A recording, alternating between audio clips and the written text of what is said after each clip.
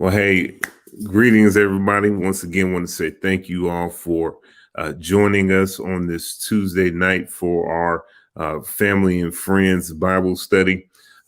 Just want to say thank you for pressing out and peeking your head in, see what it is that we're doing here as a ministry and what it is that the Lord has been speaking to us as it relates to this year. Before I really dive into the message on tonight, I want to say a special thanks to Dr. Tim for teaching us and for the messages that he shared over the last month. If you've been tracking with us, if you've been participating with us over this time, you know that we've been really pushing and promoting this theme of being in sync with God. And among other things, I hope that as Dr. Tim was teaching, I hope that you heard that message, that theme, kind of as an underlining theme to what it was that he had been sharing with us during this time. A few of the things that Dr. Tim has shared with us, he highlighted that once again we are co-laborers with God. That we have to get to the place where we recognize that God is with us, that he's in us, and also that he's on us. And one of the things that I'm really appreciative of during that teaching is that we got to get from the place where we start shifting from the mindset that focuses on our insecurities to recognizing once again that God is literally with you. Now, I want you all to hear this. What we're doing here as a ministry during these teachings, we can't limit it and reduce it to being all academic or theoretical. Okay, we have got to get to the point where we make this practical. It does no one any good if we only know this by way of information, but we fail in the area of application. The word does not say, and I need you to get this, the word does not say that my people perish for a lack of information. That is not what the text says. The word says that my people perish for a lack of knowledge.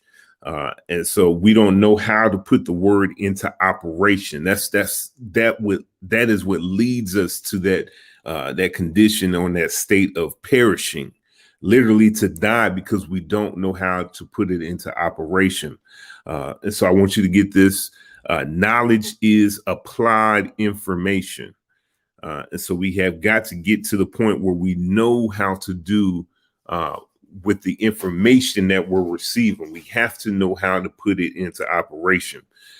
Jesus Christ, he did not die for us to know that we're saved from a place of head knowledge. But our salvation should be lived out. And I hope that you feel that, not just hear that, but I hope that you feel that, he didn't die for us to just know that we're saved, but our salvation is something that's supposed to be lived out. I should manifest the benefits that belong to the better covenant. And so my salvation is not just for me to say that I'm saved.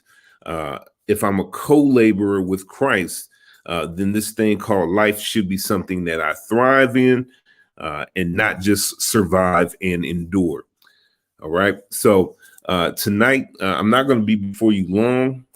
Truthfully, I don't know if this is going to be the quote unquote most churchiest message, but the good thing is we're not in a building and we're not beholden to I guess the rules of expectations for what people consider a church.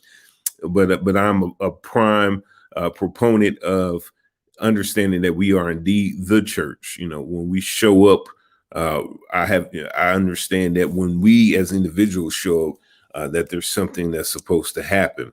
And so there's some things that I do need to share with you all. There's a degree of urgency with tonight's message. And so we're going to dive right into it. I'm going to be coming from two scriptures tonight. The first one being in Luke chapter 12. I'm going to read two verses from there. It's going to be 54 actually 3 verses, 54 through 56. And then the second passage is going to be First Chronicles 12, verse 32. I want to say thank you all to those who are joining us by way of social media. Good to see you. Thank you for taking your time to join us on this evening. All right. So the first scripture is Luke chapter 12, starting at verse 54. And it reads, "Then he also said to the multitudes, whenever you see a cloud rising out of the west, immediately you say, a shower is coming. And so it is. And when you see the south wind blow, you say, there will be hot weather. And there it is. Hypocrites, you can discern the face of the sky and of the earth, but how is it that you do not discern this time?" I'm going to jump right over to First Chronicles chapter 12, verse 32, and I'm going to read from the Amplified Version. And it says, "And of Issachar, men who had understanding of the times to know what Israel ought to do." And I'm just going to stop there. Men who had understanding of the times and they knew what Israel ought to do. Tonight, during this message, if you're taking notes, I've titled this message, "A Sign of the Times." Okay. One of the things that commonly gets many of us in trouble is that we are very reactive. Okay. Yes, life does happen, meaning that there are things that we don't plan for. Heck, there's things that we don't even know to plan for that happen. However, what I will put before you is that if we are constantly finding ourselves off balance and out of position, that might be an indicator that we are taking our cues from the wrong place. Being in sync with God, if you think about the theme that we have been talking about this year, being in sync with God brings both clarity and instruction. And that's why it's critical that we get in sync with God. One of the things that I tell people commonly is that we shouldn't be so reactive to our environment, but more specifically, your environment should respond to you. The reason why your environment will respond to you as opposed to you reacting to it is because you understand the environment. And then you put stuff into place that when the need arises, now you know how to respond as opposed to jumping through hoops, trying to react to what it is that you're seeing. If you think about what happened in the garden with Adam, Adam already had everything he needed within him. God allowed Adam to see the environment. He gave him a tour of the environment. And then essentially he said, hey, you have at it. And so what Adam does is that he goes about the business of managing the garden. And so the garden responds to him and he's not reacting to it. The same is the truth for us. We have to get to the point where we're not approaching life from a naive standpoint, but a very introspective standpoint, and more specifically with the perspective of God. As we do that, now we will see that our environment responds to us. And so what I want to say before you to you all, as we get ready to get deeper into this message, God will begin to show you signs. Okay. And as we're talking about tonight, these signs of the times, these are not things that are meant to make you afraid, but more specifically, he will show you them so you'll know how to respond. Not that you'll react, but he'll show you them in advance so you know how to respond. And the response is that he'll give you the time to start, actively doing stuff, putting stuff in place that when the issue happens, now you'll have the system in place and you will respond accordingly. I'll also say this, that for, I know that this title, Signs of the Times, most people, if you're in church or you have any history with church, most people will automatically attribute that to, a last end of times message. And I want to tell you that tonight, that's not what we're talking about. I'm not really big. Let me say this. I'm not really one who spends a lot of time talking about the end of time or, the last days per se, because my position and my stance is true, whether tomorrow's the day that the Lord comes back or whether he comes back 1,000 years from now. My conviction is if you do what you're supposed to do today, tomorrow, you'll be okay whenever he comes back. And so that's my position, and I'm sticking to it. But long story short, we've been living in the last days since the ascent of Jesus Christ. If you want to be figurative, the word says that when the message of Christ is preached to all the end parts of the earth, then he'll return. Figuratively, when Rome was the major occupying force, technically they represented the whole world.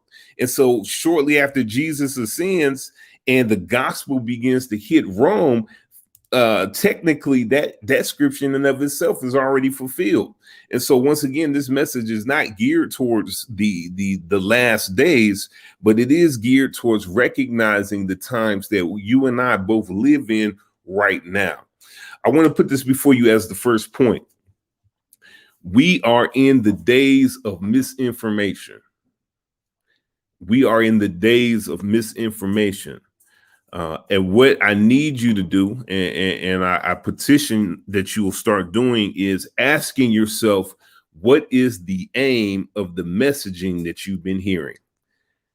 Does it elicit fear or does it promote faith? Okay. Now, you can hear a difficult message that still promotes faith. I don't want you to think that because it's hard for you to hear that it's not a message geared towards faith. But fear has gripped our airwaves, okay? And there's something that I put before you. What's the message in the media? What's the message in the medium?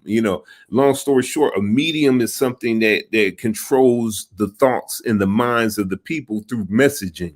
And so what I'm going to ask you is, what are you giving yourself attention to? What is it that you are consuming?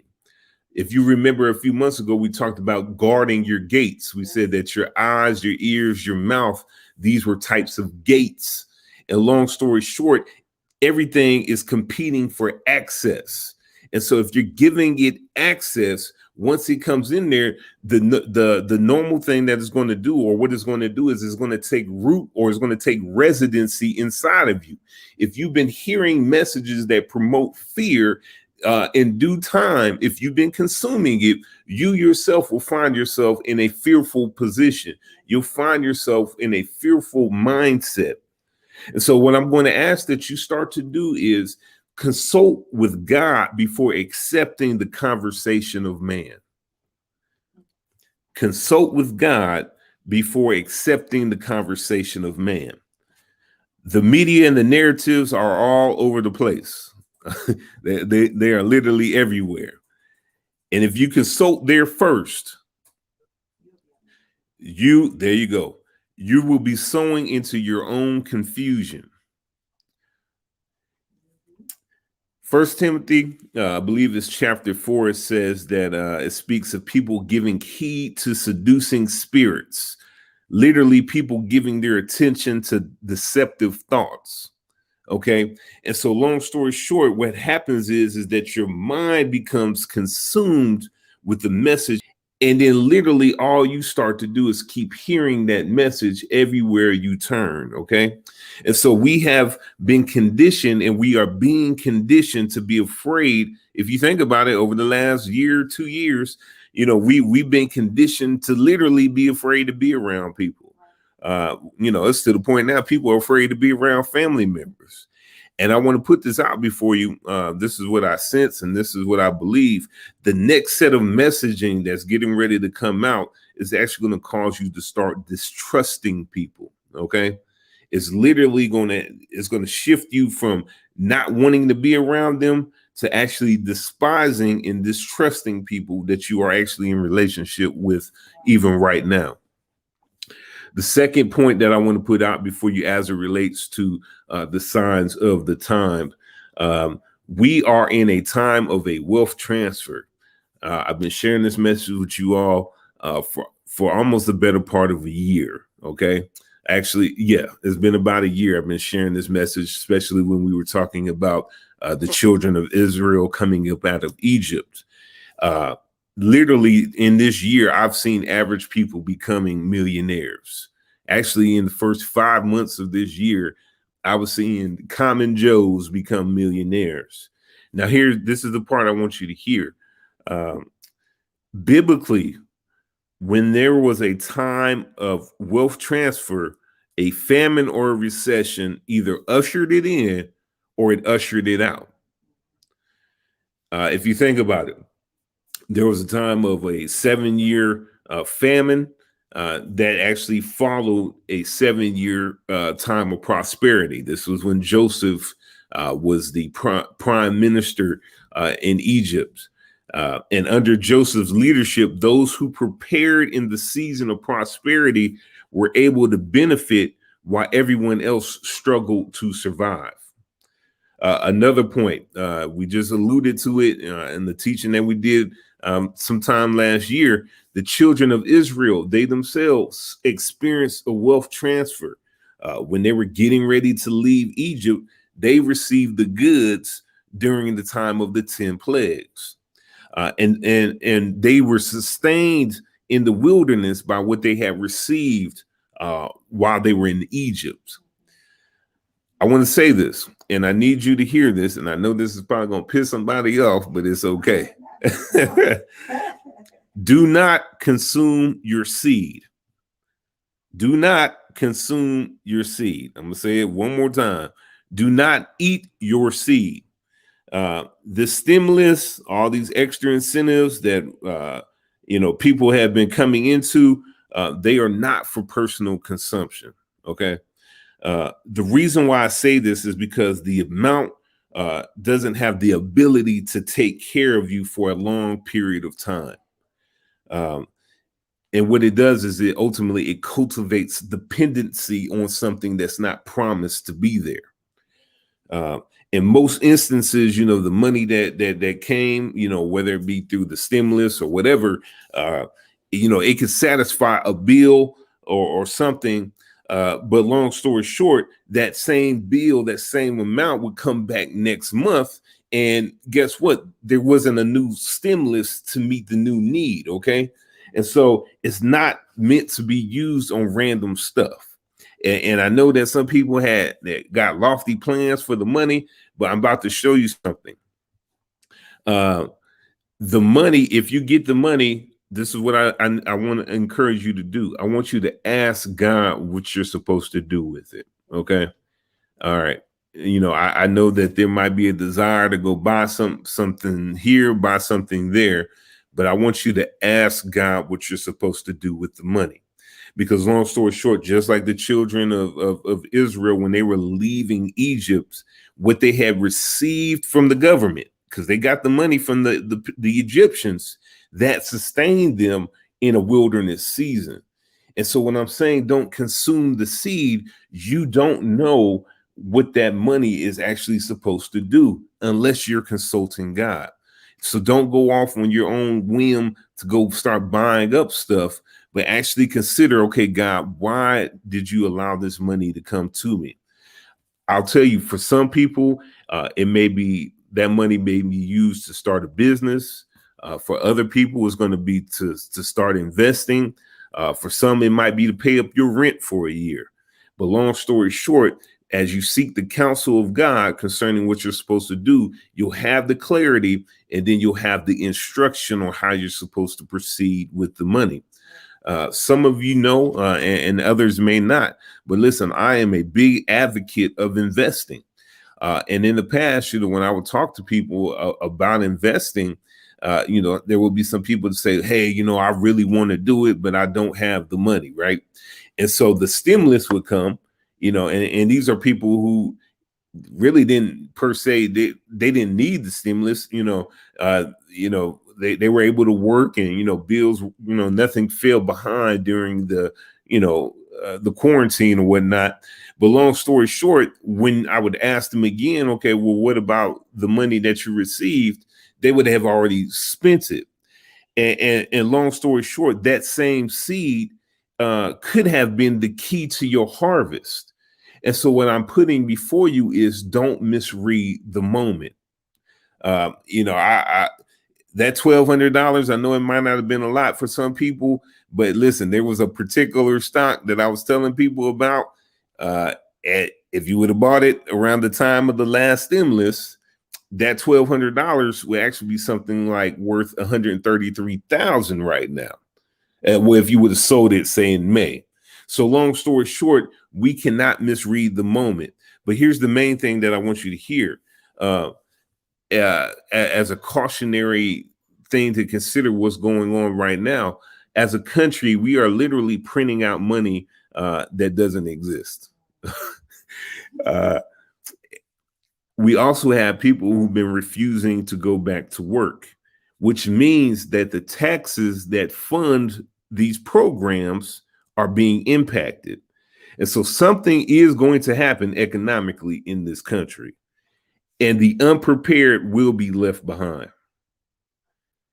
So, and what will end up happening is that you will now be beholden to someone to take care of you. And when another system takes care of you, you are subject to their conditions in order to receive their benefits. If you're familiar with and I alluded to this story of Joseph from the time of the 7 years of prosperity to the 7-year time of famine, there were literally people willing to make themselves slaves for bread because of what the calamity that had hit the land. And so I'm saying this to you, that if we don't prepare in the time of preparation, you might find yourself literally making deals and arrangements that ultimately make you a slave to a system of oppression. It makes you a slave just for your simple needs to be met. I'll put this out there. This wasn't really in my message per se, but even right now, because we're talking about signs of the time, we need to learn about crypto, y'all. I'm just going to put it out there and keep it moving. We are shifting towards a digital dollar, and this is the early stages of it. If you can see it coming, we should not be ignorant when it happens. Meaning, if we see it coming right now, we should start learning about the direction that we're headed into. The third point that I'll put before you as we're getting ready to wind down, not everything is supposed to be a miracle. Not everything is supposed to be a miracle. With that being said, we need to get our health in order. Okay. One of the things that I know that the Lord has said to my wife and I is that we need to cleanse ourselves. We need to do a detox of sorts. And if these variants are on the horizon and some are here, it would be beneficial for us to start focusing on getting our immune system strong and giving attention to our health. The fourth and final point on tonight, and it's not so much about the world, but more specifically, it's about you. The messages that you have been receiving is for us to accept and to acknowledge that you are a sign of the time. The revelation that you have is an announcement of a new time. There's a passage of scripture, and it escapes me right now, but I believe it was Andrew when he was talking to his brother Peter. He said, "Could this be the Messiah?" He came into contact with Jesus, and he's like, "Man, could this be the Messiah?" Because ultimately, what it was is they understood that when the Messiah showed up, that it was going to announce that the king was on arrival, and ultimately that had great implications for the people. And so as you come into position in life, your life will begin to announce stuff to others. And that's what I mean by when I say that your life, that you will be the sign of the times. I visited a friend of mine, my partner, this past weekend for his birthday, and his brother was there, and his brother was looking lean, mean. And here's the thing: his brother used to be about my size, and so when I looked at his brother was an announcement to me that, hey, you need to take it serious about, getting your health in order. And so what I'm saying is that as you begin to walk out, live out this revelation, that your life is going to start making announcements to other people. It's going to start making them serious about the changes that they need to make. It's going to start making them serious about their faith walk. I got a brother who tells me about, his devotional life, and one of every time he talks to me, I'm encouraged to take it a step deeper in my own devotional life with the Lord. His life is becoming an announcement of the times that I am living in. So when I'm hearing God say, spend more time with me, read this, read that, and he tells me, man, I just read, 3 books this week. He doesn't know it. But what he said is speaking to something that has already been inside of me. So it's an announcement that I myself need to start acting and doing what it is that the Lord has placed upon my heart. And so I'll share this with you all, and we're getting ready to wrap it up. Some things that were highlighted to you during this past season, you need to prepare to implement for the shift. Do not get stuck in a place called I missed it. And that's my major thing that I need you to hear as it relates to this 4th point. Do not get stuck in a place called I missed it. It's very easy to overlook and keep putting stuff off for another time, but you don't know how how that thing that you're supposed to do, how it impacts something else that God is trying to get accomplished here on earth. I'll use this as a prime example. Jonah, Jonah knew that he was supposed to go to Nineveh, but he ran away from it, and so for 3 days, he's trying to run, and he gets, long story short, they throw him off the boat and he gets swallowed up by a whale. But here's the reality, he had to come to himself in that whale to finally get right with God. And I'm saying to you is that we don't want to have to run and find life keep echoing to us that we need to get it together. I don't want life, the hardships associated with my inability to make the right decision. I do not want that to become what ministers to me more than the voice of God. And so there's a shift for some of us that we know that God has been saying. And I'm telling you right now that, you're holding something up. And so long story short, once again, the 4th point is that you yourself will be a sign of the times. For those who are viewing us by way of online, or on social media, if you want to be a blessing to this ministry, I would ask that you would consider sowing into Kingdom Learning Center. If you use the Cash App, our information is as follow: $ Kingdom Learning. That's on Cash App, and we're also on PayPal at Kingdom Learning Center. For those who are joining us by way of Facebook and YouTube, I want to say thank you once again for joining us. We look forward to seeing you all next Tuesday. And remember, once again, these are the signs of the time. Thank you, and God bless.